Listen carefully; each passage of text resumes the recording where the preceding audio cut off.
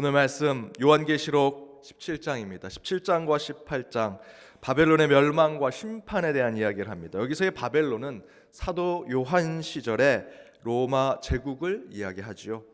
그리고 19장에서 22장까지는 새로운 예루살렘, 새하늘과 새 땅을 향한 소망 그리고 비전에 대한 이야기를 나눕니다. 로마 제국과 로마 황제 안에서 이루어진 인간이 인간을 통치하는 그 시대 가운데 하나님께서 예수 그리스도를 통해서 우리는 인간이 인간을 통치하는 것이 아니라 우리는 하나님께, 우리를 창조하신 하나님께 통치를 받는 자들이다 라는 것을 비전으로 제시하는 것이 요한계시록의 말씀입니다. 요한계시록만 그렇습니까? 성경 전체가 사실은 바로 이러한 주제를 가지고 있죠. 따라서 17장, 18장의 해석은 반드시 19장에서 22장까지 새하늘과 새 땅에 대한 비전으로 연결해서 말씀을 해석해야 합니다.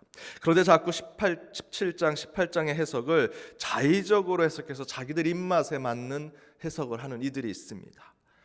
바로 그들이 이단 신천지와 같은 이단들을 이야기합니다. 혹시 이곳에 신천지로 계신 분이 계시다면 당장 나가십시오.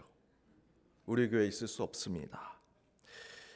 이만희 교주, 우리 이만희 집사님 계십니까? 저희 자꾸만 이름이 너무 동명이인이라서 마음 불편한데 그 우리 이만희 집사님하고는 전혀 상관이 없으십니다.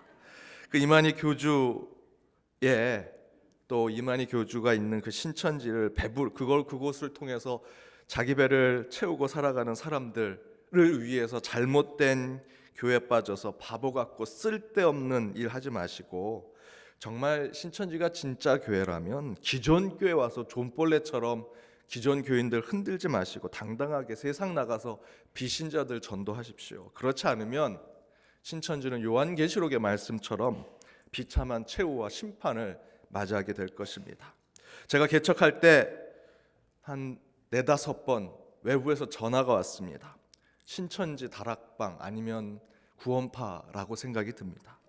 그 이단들이 현혹하고 미혹하고 거짓으로 우리를 속이려고 제게 다가와서 전화로 성경 공부 본인이 가르치면 1년 내에 100명 넘을 수 있다고. 이민교회는 100명 넘는 게 굉장히 힘듭니다. 성도들이 모일 수 있는 것이. 근데 본인이 성경 공부하면 100명 금방 넘길 수 있다고 본인한테 성경 공부 6개월만 달라고 하시는 겁니다. 그래서 제가 그렇게 안 해도 우리 교회는 아주 건강하고 개혁적인 교회로 벌써 100명 넘었다. 성경 공부 우리 교회에서 하려면 제가 전에 있었던 교회에서는 토요일 새벽기도 이렇게 많이 오셔서 함께 예배드리고 예배 끝나면 저희들 같이 교회를 청소했습니다. 교회를 청소할 관리 집사님 따로 두지 않고 우리 성도님들이 다 같이 어느 구역은 화장실, 어느 구역은 식당 해서 우리 선생들이 토요일날 새벽기도 오신 분들이 다 그렇게 청소한다고 함에도 불구하고 토요 새벽기도 땐 정말 많이 오셨습니다. 그래서 함께 교회 청소를 했습니다. 그래서 그 전화 오신 분께 제가 그랬습니다. 성경 공부 그렇게 하고 싶으시면 토요일마다 새벽제단 나오셔서 같이 청소 1년 하셔야 됩니다. 그리고 그렇게 성경 공부하려고 성경 공부한다고 꼰대같이 성경 공부 리더처럼 얘기하지 마시고 먼저 교회에서 열심히 헌신봉사 한 2-3년 하시면 제가 기회 드리겠습니다 라고 했더니 더 이상 전화가 안 옵니다. 또 다른 이단 되신 분이 전화해서 삼위일체가 어떻고 칼빈의 예정론이 어떻고 막 얘기하십니다. 말도 안 되는 얘기 해서 제가 우리 니케아 공의회를 비롯한 에큐메니칼 회의에서 정한 저희들의 사도신경 그리고 요리문답에 대해 근거를 통해서 이것저것 물어보았습니다. 그랬더니 그분이 이렇게 얘기합니다. 그거 다 타락한 교회가 만든 것이고 성경대로 봐야 한다라고 이야기합니다. 그래서 제가 성경에 관련해서 몇 가지 물었습니다. 구약 성경에서 가장 마지막에 들어간 책이 무엇입니까? 여러분, 구약 성경의 맨 마지막에 들어간 책이 무엇입니까? 말라기. 그분도 말라기라고 얘기하셨는데 말라기가 아닙니다. 에스더입니다. 그분도 말라기라고 얘기하시더라고요. 그래서 이분 성경 공부 잘못했구나. 에스더가 맨 마지막에 들어갔습니다. 맨 마지막에 쓰여진 건 말라기지만 성경 맨 마지막에 정경으로 결정된 책은 에스더입니다. 왜냐하면 에스더에는 여러분 한번 잘 생각해 보십시오. 하나님이란 표현이 나오지 않습니다. 그래서 구약 성경으로 정경으로 결정할 때 함께 모였던 성령의 영감을 받았던 당시 정경을 결정했던 학자들이 에스더를 성경에 넣어야 될까 말아야 될까 참 고민이 많았습니다. 그런데 그분한테 물었더니 말라기요라고 얘기하시더라고요. 또 창세기 1장과 2장에 창조에 대한 이야기가 2번 나옵니다. 그래서 제가 혹시 당신이 신천지라면 창세기 1장에 대해서만 창조에 대한 얘기를 하는데 2장에 대한 건 뭡니까? 라고 하니까 제대로 얘기하지 못합니다. 그분들이 성경 공부 많이 한다고요? 아닙니다. 자기 입맛에 맞는 성경 공부하는 거고요. 거기에 있는 그 교주분에 대한 교리를 그저 공부하는 것뿐입니다. 신천지나 다락방, 구원파 등등 성경 공부하는 곳에서 성경 공부 잘 들어보면 자기들의 배를 채우고 교회 존벌레처럼 깎아먹고 한 교주만 숭배하는 교리일 뿐, 여러분 그곳에 빠지지 마시고 동조하지 마시고 교회에서 하는 성경 공부에 혹시 여러분 정말 궁금한 게 있으면 교육자들한테 오셔서 목사님 우리 이런 성경 공부 해봅시다 요청하십시오. 저희들도 준비하고 연구하고 공부해서 다음 학기에 개설하겠습니다. 여러분이 원하시면 성경 공부 준비하겠습니다. 그들이 정해놓은 성경 공부에 빠지지 마십시오. 그건 성경 공부가 아닙니다. 진짜 성경 공부는 어떤 장막에 들어가서 하는 게 아닙니다. 여러분 일상 속에서 하나님의 말씀이 성취되어야 합니다. 오늘 17장의 본문도 바로 그렇게 이단들이 잘못 해석한 경우가 있습니다. 신천지의 경우 장막 성전, 기성교회, 신천지 3단계로 얘기하죠. 에덴 동산에 아담이 최초의 장막 성전을 지었습니다. 그곳에 온전한 진리가 이루어진다고 생각하는데 그것이 타락해서 지금의 기성교회가 타락한 증거 장막 정선이 된 겁니다. 그래서 여기서 이야기되는 성경 공부는 잘못되었다라고 하면서 이만희 교주가 만든 자신들이 이야기하는 증거 장막 성전, 바로 그곳에 와서 성경을 들어야만 제대로 된 진리를 깨달을 수 있다라고 그들은 이야기합니다. 바로 이 세 가지 개념으로 요한계시록 성경 전체를 해석합니다. 17장 전체를 보면 1절에 음녀가 나오는데 사단의 목자라고 그들은 이야기합니다. 현재 기성교회 목회자들과 영적 지도자들을 얘기합니다. 2절에 포도주, 그리고 4절에 금, 보석, 진주, 금잔을 가증한 물건 곧 비진리라고 이야기합니다. 기성교회, 지금 우리와 같은 이 교회에서 이야기되는 이 설교 말씀과 성경 공부가 다 비진리다라고 얘기하는 거죠.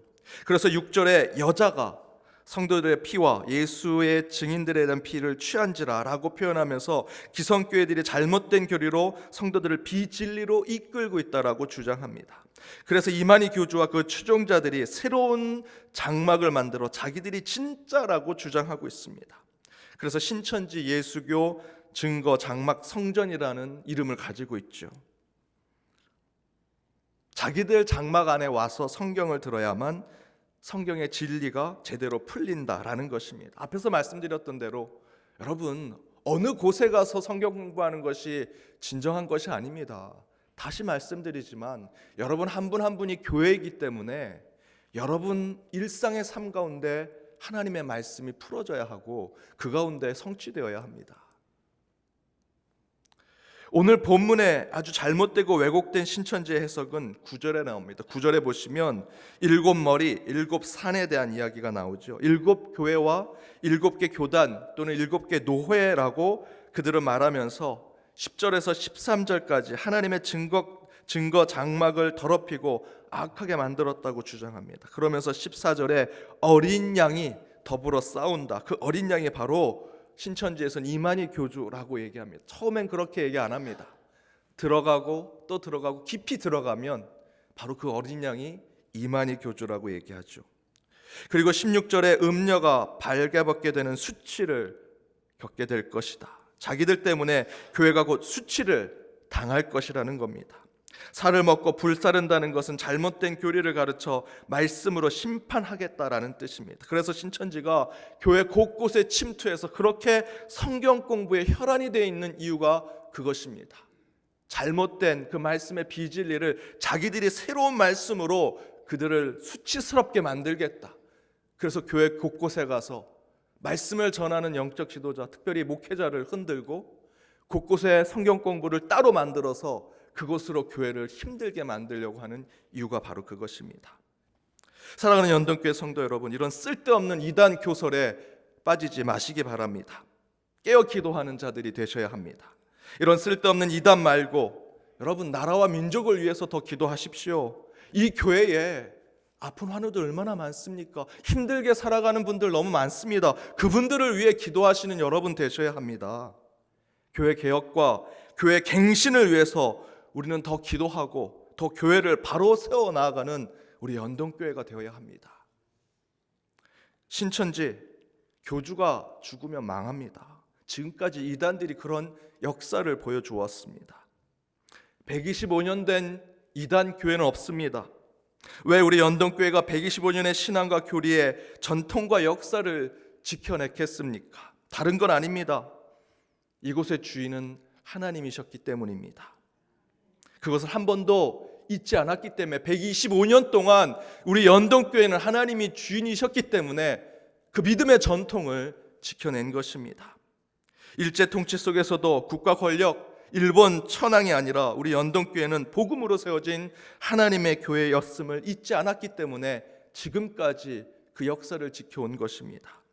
군부 독재 시절에도 칼과 총을 두려워하지 아니하고 하나님의 형상을 가진 우리 인간에 대한, 하나님이 창조하신 우리 인간에 대한 사랑과 그 권리의 생명을 지켜냈던 것도 우리 연동교회가 하나님만이 우리 교회의 주인이시라는 그 교회론이 분명했기 때문에 지금까지 어떤 외부의 침입에도 이 교회를 지켜낼 수 있었다라고 저는 믿습니다. 지금도 당연히 그래야 하지요. 우리 연동교회 주인은 하나님이십니다. 지난주에도 말씀드렸지만 요한계시록의 해석은 심플합니다. 악은 끝이 있다라는 것입니다.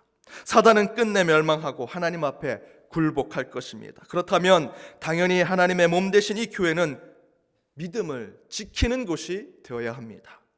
지금 여러분 각자가 교회인데 때로는 이 악한 세상을 사는 것 힘들고 괴롭지만 우리는 하나님의 몸의 지체로서 교회로서 반드시 사단에게 쓰러져서는 안 될 것입니다. 하나님의 선함으로 악을 이기는 우리 연동교회, 교회 한 사람 한 사람으로서 여러분의 삶을 지켜내셔야 합니다. 일곱 머리의 여자, 음녀 등의 표현은 당시 유대 문학에서 유대 민족들을, 유대인들을 괴롭히던 대상을 이 소설이나 또는 어떤 문학적 작품에서 상징적으로 표현하는 이미지입니다.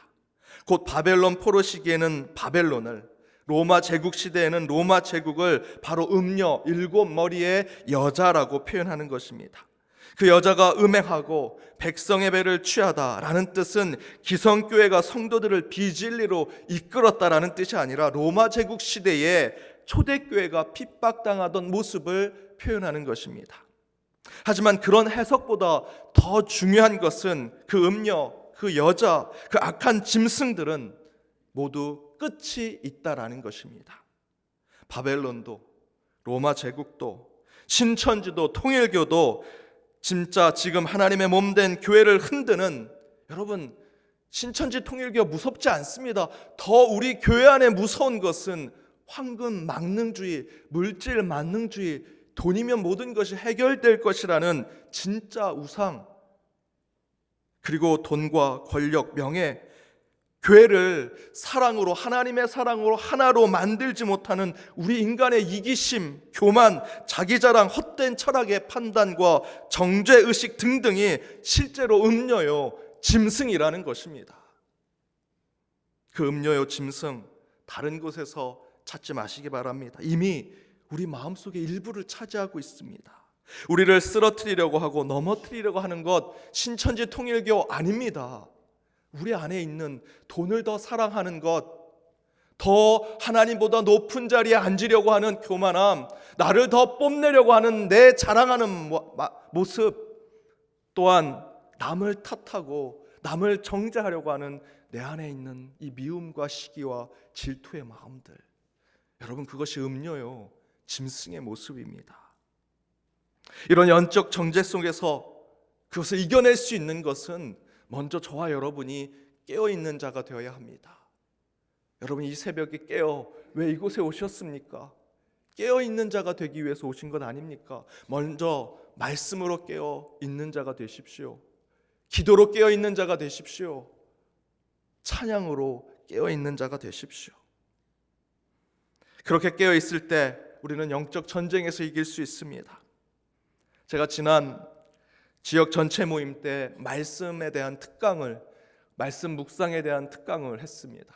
그때 말씀을 읽을 때 세 가지 단계가 있다는 말씀을 드렸습니다. 옹달샘과 같은 단계, 물이 이렇게 고여 있는 것, 그 안에서만 말씀을 찾으려고 하는 거죠.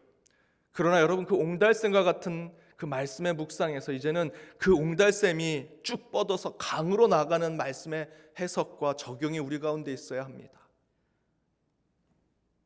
예수님의 첫 번째 제자가 누굽니까? 라는 질문이 옹달샘과 같은 것이라면 강으로 뻗어나가는 것은 왜 그 첫 번째 제자가 예수님께 부름을 받았을까? 라는 질문을 던지는 것입니다. 그리고 그 강에서 이제 저 넓은 강으로 나아간, 바다로 나아가는 말씀의 해석이 우리 가운데 있어야 합니다. 그 제자는 예수님의 소명과 사명을 붙들고 세상에 나가서 어떤 삶을 살았는가? 그렇게 말씀을 옹달샘에서 강으로, 강에서 바다로 나아가는 그러한 말씀의 적용이 우리 가운데 있을 때 우리는 말씀 가운데 깨어 있을 수 있습니다. 여러분, 기도 가운데 어떻게 깨어 있을 수 있겠습니까? 그저 여러분 기도 제목 몇 가지를 가지고 기도해 보십시오. 10분, 20분이면 기도가 다 끝납니다.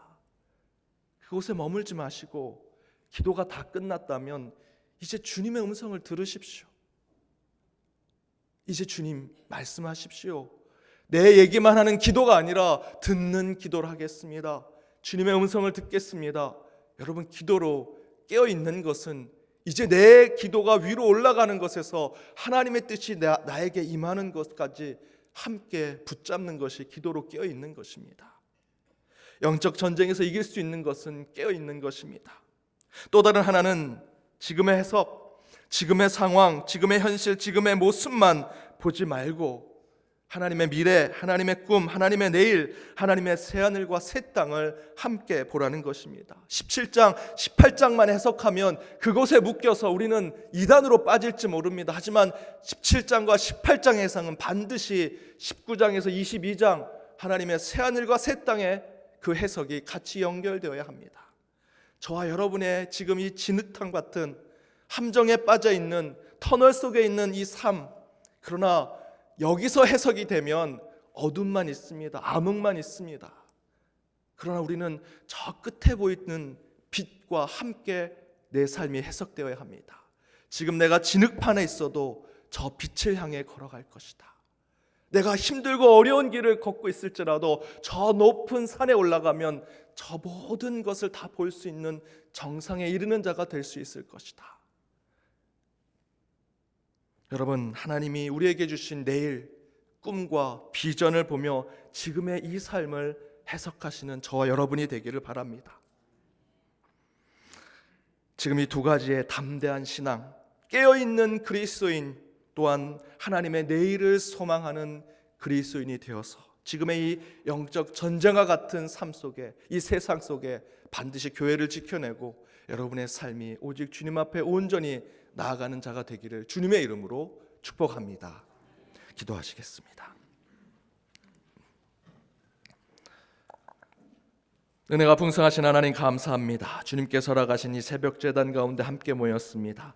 더 졸고 더 자고 더 누워 있었음에도 불구하고 성령 하나님께서 저희를 흔들어 깨워 이곳에 오게 하심을 저희들 믿사오니 이곳에서 말씀 가운데 결단하게 하여 주옵소서. 기도 가운데 주님의 음성 듣게 하여 주옵시며 찬양 가운데 치유의 역사가 우리의 삶 가운데 드러나게 하여 주옵소서.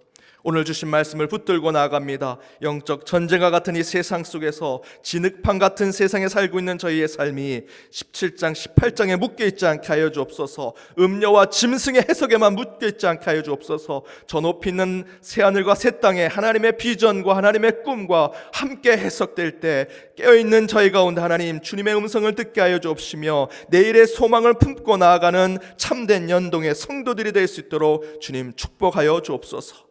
특별히 새벽 제단 가운데 하나님께서 우리에게 소명과 사명을 주시리라 믿습니다. 그 비전의 시간이 되게 하여 주옵소서. 예수님의 이름으로 기도드립니다. 아멘.